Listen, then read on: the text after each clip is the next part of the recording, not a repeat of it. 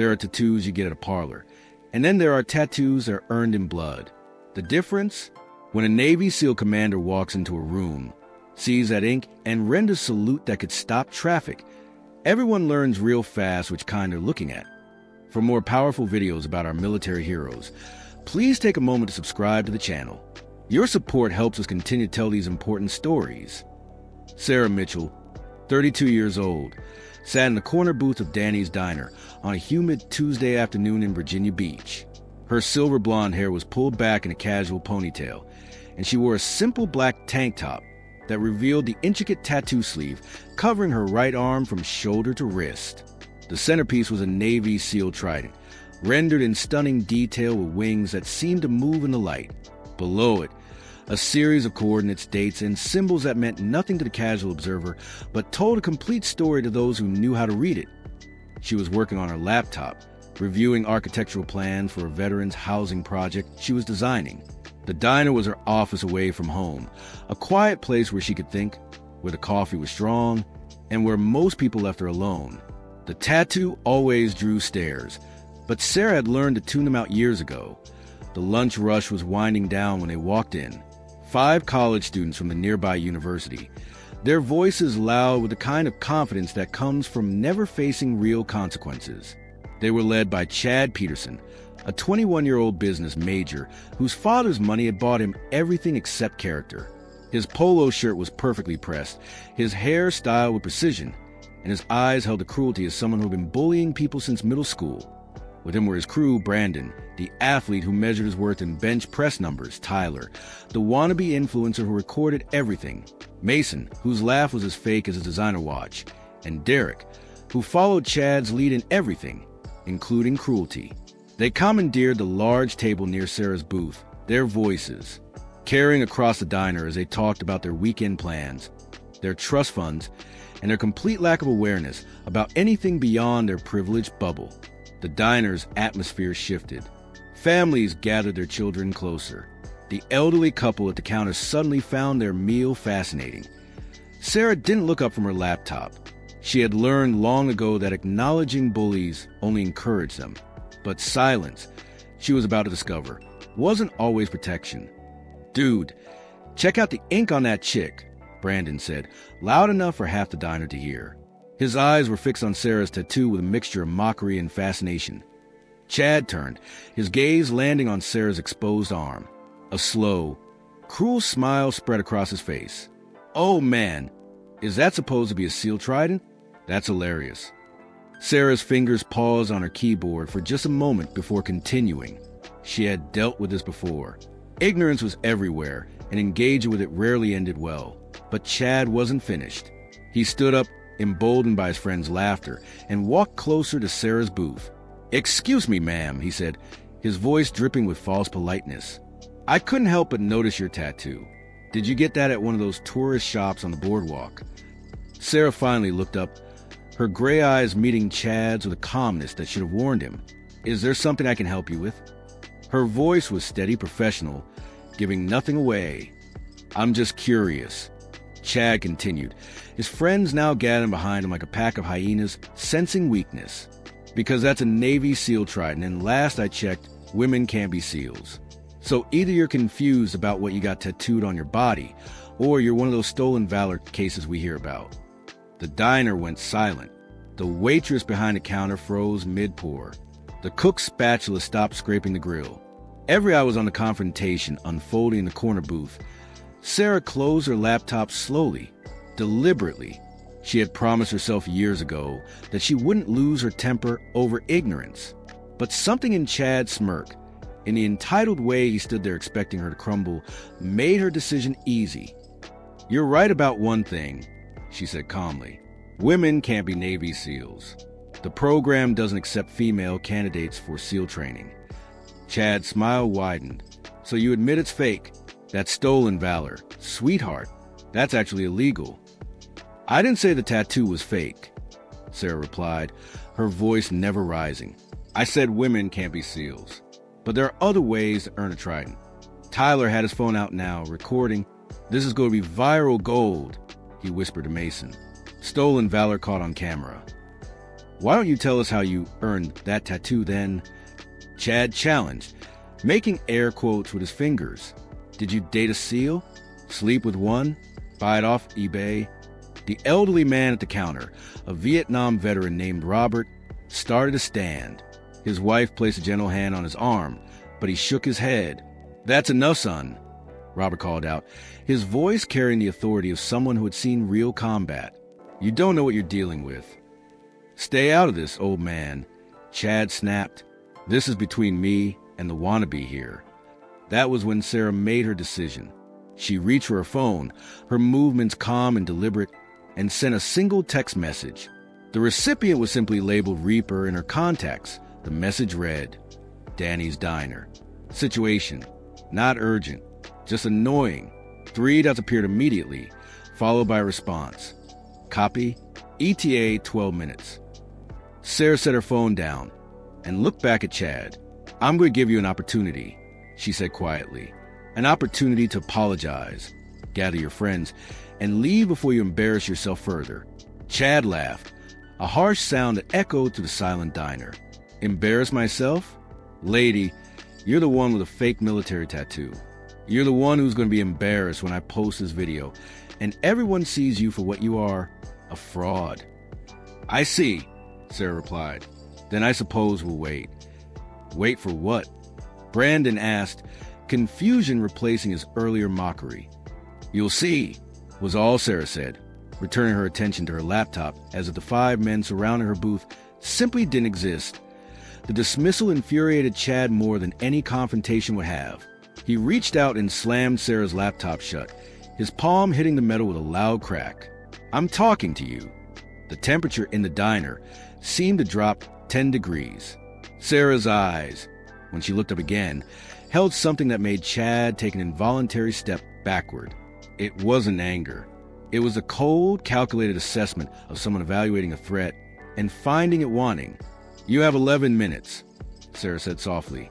I'd suggest you use them to reconsider your choices. Is that a threat? Derek asked, trying to sound tough but failing miserably. It's a timeline, Sarah corrected. Outside, unnoticed by the college students, vehicles began arriving in the parking lot. Black trucks and SUVs, each pulling in with military precision. Their occupants didn't exit immediately. They were waiting for something. Inside the diner, Chad was getting more aggressive. You know what I think? I think you're one of those military groupies.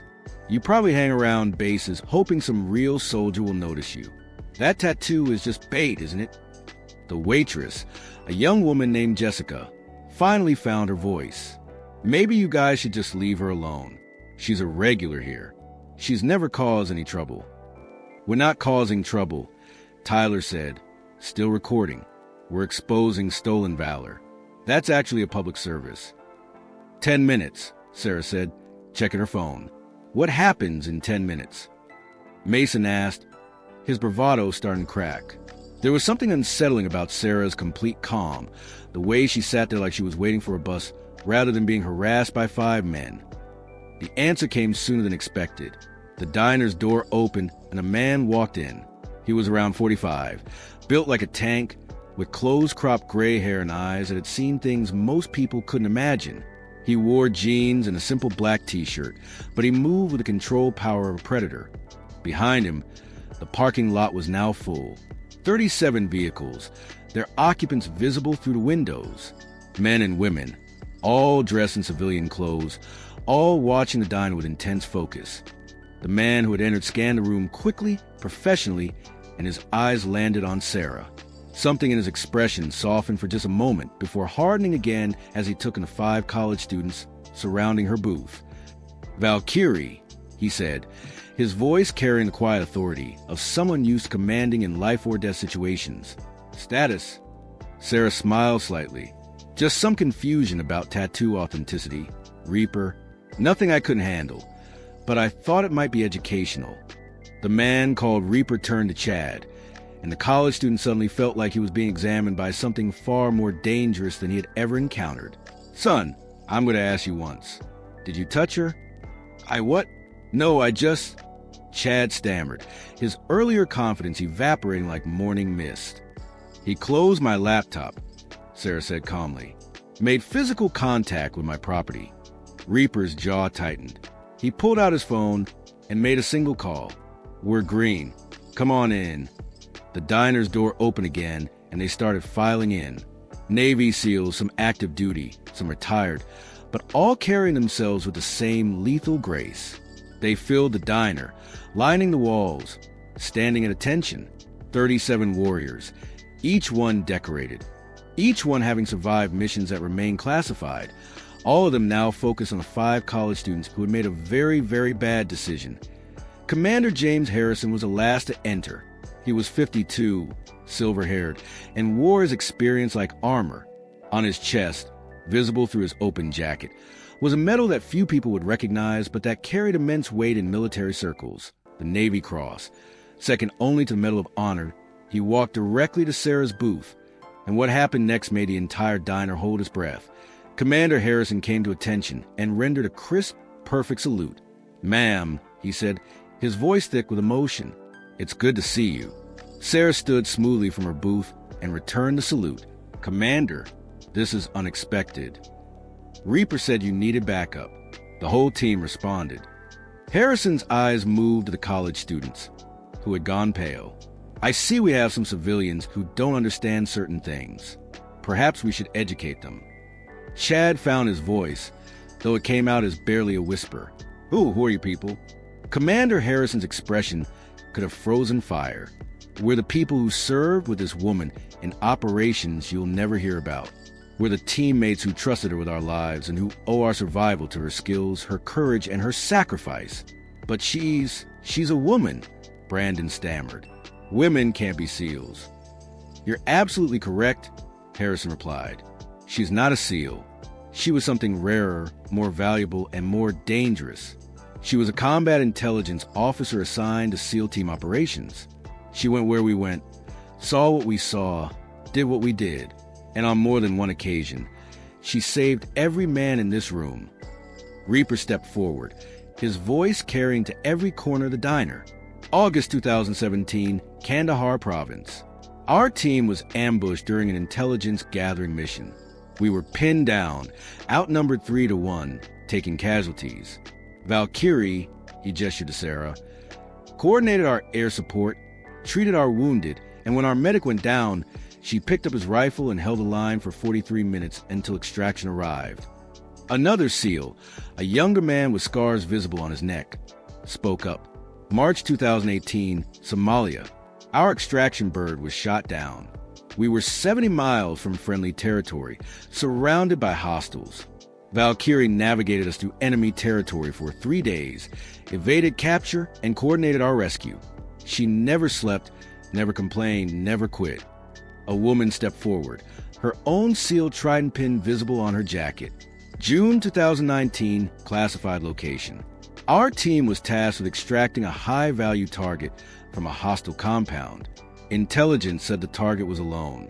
Valkyrie's analysis said otherwise. She was right. The compound was a trap.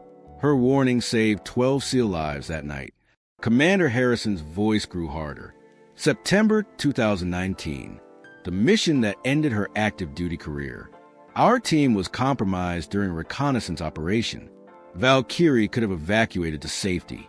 Instead, she stayed to ensure every teammate made it out.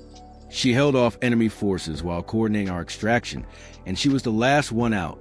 Almost. The silence in the diner was absolute. Even Tyler had stopped recording, his phone hanging forgotten in his hand. The explosion caught her at the extraction point. Harrison continued, his voice thick with emotion. She was thrown 40 feet, shattered her left leg, 3 broken ribs, collapsed lung, severe concussion. But even while wounded, even while barely conscious, she held her position and returned fire to cover our extraction. Sarah spoke quietly. "It was my job, Commander. Any of us would have done the same." "That's the point these gentlemen don't understand," Harrison replied, turning back to Chad and his friends. "Service isn't about gender. It's not about what's between your legs. It's about what's in your heart, what's in your gut, and whether you can be trusted when everything goes to hell." Reaper pointed at Sarah's tattoo. "See those coordinates? Those are the locations of operations where she saved lives. See those dates? Those are missions classified at the highest levels. See that trident? That wasn't given to her. That was earned in blood, earned in sacrifice, earned by proving herself to the deadliest warriors this nation has ever produced. One of the SEALs, an older man with white hair, stepped forward. I'm Master Chief Thomas Brennan, retired. I served 32 years in the teams. I've worked with hundreds of operators. Valkyrie is in the top 5 most capable, most courageous, most trustworthy warriors I've ever had the honor to serve alongside. Commander Harrison pulled something from his pocket, a small velvet box. He opened it, revealing a military challenge coin. But this wasn't an ordinary challenge coin. This was the SEAL Team 6 coin, given only to those who had served with the most elite unit in the American military. This was presented to her by the Admiral himself.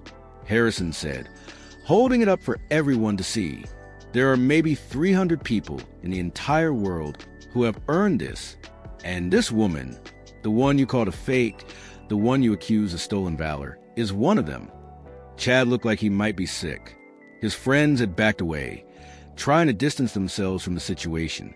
The diner's other customers watched in awe, many with tears in their eyes. Sarah held up a hand. Commander, with respect, they didn't know. They saw a tattoo and made assumptions. That's not a crime. Ignorance isn't a crime, Harrison agreed. But disrespect is. These men mocked a warrior, made assumptions about capability based on appearance, and escalated to physical contact with your property. That requires a response. He turned to Chad, and the young man actually flinched. You want to know about stolen valor? Let me educate you. Stolen valor is when someone falsely claims military service or decorations they didn't earn. It's insulting to those who actually served. But you know what's worse? Accusing a real warrior of being fake. That's not just ignorance. That's disrespect to the highest order. Robert, the elderly veteran, had made his way over. Commander, with your permission? Harrison nodded. Robert turned to college students, his eyes wet with tears. I served in Vietnam. I saw combat. I earned my medals. And I want you boys to understand something. I would be honored to serve alongside this woman. She represents everything good about our military. Courage, sacrifice, and competence without ego. Sarah's expression softened. Thank you, sir. Your service matters just as much as anyone's. Commander Harrison wasn't finished. Here's what's going to happen. You 5 are going to apologize. Then you're going to pay for every meal in this diner today. Then you're going to leave and never come back. And you're going to delete that video. And if we don't, Derek asked, though his voice shook. The 37 warriors in the room shifted slightly, a subtle movement that nonetheless conveyed immense threat. Harrison smiled, but there was no warmth in it. Then you'll discover that while we're no longer on active duty, we still remember how to execute precision operations. And trust me, son, you don't want to be on the receiving end of our attention. Chad pulled out his wallet with shaking hands. So did his friends. They emptied every bill they had onto Sarah's table, the money piling up in a mountain of 20s and 50s. The video, Harrison reminded them. Tyler deleted it immediately, showed his phone screen to prove it was gone. Now apologize. Chad stepped forward, his earlier arrogance completely shattered. Ma'am, I'm so sorry. We were wrong. Completely wrong. I disrespected your service, your sacrifice, and your character. I have no excuse. I'm truly, deeply sorry. His friends echoed the sentiment, each apology sounding more genuine than the last. When they finished, they turned to leave, but Sarah's voice stopped them. Gentlemen, they turned back, fear written on their faces. I want you to learn something from this. The next time you see someone different, someone who doesn't fit your expectations, someone who seems like an easy target, remember this moment. Remember that you have no idea what battles they fought, what prices they paid, or what they've sacrificed for your freedom to sit in that diner and judge them. Yes, ma'am, they chorused, and then they were gone, practically running to their cars. The diner erupted in applause. The SEALs relaxed, smiles breaking out on faces that had been hard as granite moments before. Commander Harrison pulled Sarah into a brief, respectful hug. "You didn't have to call in the cavalry," she said quietly. "Yes, I did," Harrison replied, "because you never would have defended yourself. You would have sat there and taken it, like you always do. But we're your team, Valkyrie. We don't leave teammates to fight alone." Reaper grinned. "Besides, it's been too long since we had a team gathering. Danny's Diner might not have been the venue I expected, but the coffee's decent." The owner of the diner, an older man named Danny who had been watching from the kitchen, came out with tears streaming down his face. "Ma'am, your meals are free here forever. All of you, every one of you." The rest of the afternoon turned into an impromptu reunion. The SEALs ordered food, shared stories, and reminded Sarah and everyone else in the diner that the bonds forged in combat never break. Families approached to shake hands and thank them for their service. Children asked for autographs.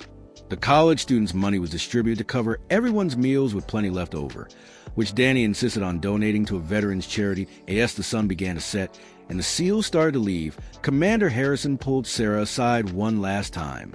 "You know you're one of us, right? Always will be. That tattoo is in ink. It's a promise. We got your back, always." Sarah smiled, and for the first time that day, it reached her eyes. "I know, Commander, and I've got yours. Before you go, I want to hear from you. Have you ever been judged based on your appearance? Have you ever made assumptions about someone only to discover you were completely wrong? Share your story in the comments below. Your experience might teach someone else an important lesson. And if this story moved you, if it reminded you that heroes come in all forms and that service isn't defined by gender but by courage and sacrifice, hit that subscribe button. Because everyone deserves to have their story told, and everyone deserves to be recognized for who they really are, not just what they appear to be.